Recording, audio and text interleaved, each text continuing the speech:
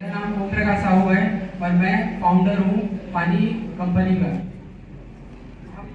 हम पानी कंपनी में जो रियल लाइफ प्रॉब्लम है उसको सॉल्व करेंगे। जैसे कि ग्राउंड वाटर हमेशा नीचे जाते जा रहा है, दूसरा फार्मर्स लोग सुसाइड कर रहे हैं, तीसरा अपने अनएम्प्लॉयमेंट चरण पे है। तो इसका सॉल्यूशन क्या है? एक्चुअली क्या है, फार्मर्स का सुसाइड और अनएम्प्लॉयमेंट प्रॉब्लम को हम लोग एग्रीकल्चर से ही सॉल्व कर सकते हैं, क्योंकि एग्रीकल्चर इजली फार्मर का इनकम का सोर्स होता है। और दूसरी बात, क्या 50% लोगों को रोजगार देता है। लेकिन सैडली हमारा जो एग्रीकल्चर है वो मानसून पे डिपेंडेंट है। अगर पानी होता है तो खेती होता है, पानी नहीं होता तो खेती नहीं होता।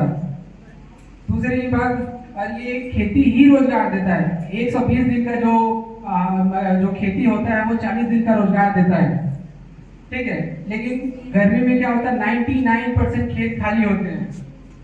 इस वजह से अनएम्प्लॉयमेंट भी चरण पे रहता है। तो अगर मान लो समर में अगर मेरे को खेती करना है या फिर किसी भी किसान को खेती करना है, तो वो खेती बिना पानी के तो करेगा नहीं। पानी कहाँ से मिलेगा? आप ही गैस करो। पानी मिलेगा उसको या तो कैनल से, बट कैनल तो सूखे होते हैं, या बोरवेल से। बोरवेल भी सूखे, मतलब बोरवेल उसके पास होता नहीं है, क्योंकि एक बोरवेल कराने का कॉस्ट आता है 1 लाख रुपए। और 67% जो हमारे किसान है वो मार्जिनल किसान है। उनके पास जो लैंड होल्डिंग है 2.5 एकड़ है, और वो भी एक जगह नहीं है। एक जगह मतलब 1 एकड़ यहाँ है, 1 एकड़ वहाँ है। इस वजह से वो लोग बोरवेल नहीं करा पाते। अगर मान लो अगर वो लोग रिस्क लेके बोरवेल कराएंगे तो ग्राउंड वाटर वो भी तो हर साल नीचे जा रहा है। दूसरा, गवर्नमेंट क्या एफर्ट लगा रही है? गवर्नमेंट तो डैम बना रही है, पॉन्ड बना रही है और लेक्स बना रही है, ठीक है। तो इससे क्या प्रॉब्लम सॉल्व हुआ है? नहीं हुआ है। दूसरा, माइक्रो इरिगेशन पे करोड़ों रुपए इंडियन गवर्नमेंट सब्सिडी दे रहा है, कैसे सॉल्व हुआ? नहीं हुआ। अच्छा, तो फिर बोलोगे रेन वाटर हार्वेस्टिंग भी तो गवर्नमेंट कराता है, कैसे सॉल्व हुआ? नहीं हुआ। पहली बात, जो रेन वाटर हार्वेस्टिंग है वो एक फेक सॉल्यूशन है। अगर हम लोग 100 घर में 30 लाख रुपए खर्च करके अगर रेन वाटर हार्वेस्टिंग लगाएंगे तो हम लोग 2.5 crore litre ground water recharge करेंगे, इसमें नो डाउट है। लेकिन अगर एक किसान 4 एकड़ खेती कर देता है गर्मी के टाइम में और वो बोरवेल से इरिगेट करेगा, तो सिंपल से बात है वो 2.5 करोड़ लीटर वो एक्सट्रैक्ट कर देगा। तो हमारा मतलब क्या हुआ? 30 लाख रुपए खर्चा करने का, ठीक है। तो फिर इसका सॉल्यूशन क्या है? सॉल्यूशन है रेन वाटर हार्वेस्टिंग ही है, लेकिन उसका हम लोग को जगह बदलना पड़ेगा। हमको रूफ टॉप में नहीं करना है, क्योंकि हमारे पास लिमिटेड रूफ टॉप है। हम पूरे गांव भर में वो नहीं बना सकते, छत नहीं बना सकते। लेकिन हमारे ही गांव से करोड़ों लीटर पानी हम बह के बाहर जा रहा है, तो इसमें हम लोग सिंपल से बात है, हम उसका जो जगह है उसको चेंज करेंगे। इसमें अगर चेंज करेंगे तो 20 करोड़ लीटर हम लोग ग्राउंड वाटर रिचार्ज करेंगे। और इसमें कॉमन सेंस वाली बात है, भगवान जब ज्यादा दे रहा है तो सिंपल है उसको हार्वेस्ट कर लो। और दूसरी बात है, जब आप भगवान नहीं दे रहे और आपको जरूरत है तो निकाल लो। लेकिन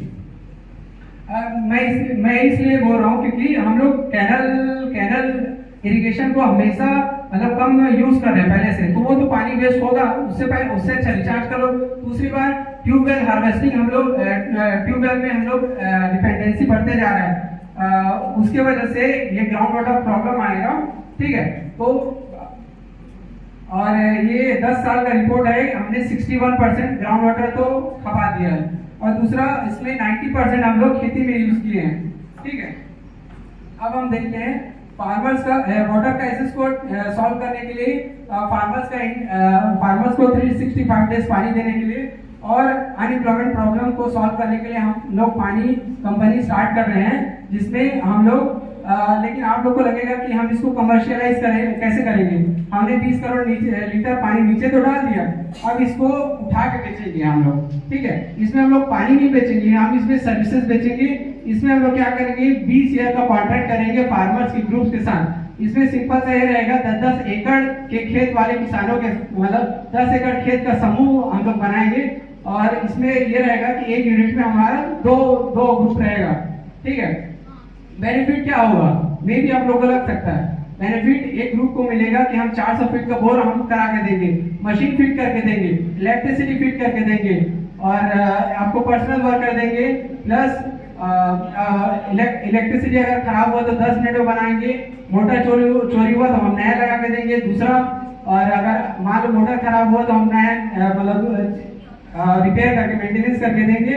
और ना आपको क्या बोलते हैं, ना आपको बिजली बिल पटाना है। ठीक है, यहाँ पे इम्पोर्टेंस बात है कि आपको बिजली बिल भी नहीं पटाना है, और प्लस आपको अपने जेब से भी पैसा नहीं देना है। और मेन इंपॉर्टेंट बात है कि हम आपको वाटर गारंटी देंगे कि आपको मतलब पानी मिलेगा, मतलब गर्मी में भी आपका ग्राउंड वाटर नीचे नहीं जाएगा। जब बटन दबाओगे पानी निकलेगा ही निकलेगा, बट एट व्हाट कॉस्ट? सिर्फ और सिर्फ 1600 रुपए में। ठीक है, नो हिडन कॉस्ट। आप बेचो 64,000 का धान, हमको सिर्फ 1600 दो। आप बेचो 60,000 का सोयाबीन, हमको सिर्फ और सिर्फ 1600 रुपए दो। आप बेचो 1 लाख का आलू, हमको सिर्फ और सिर्फ 1600 रुपए दो।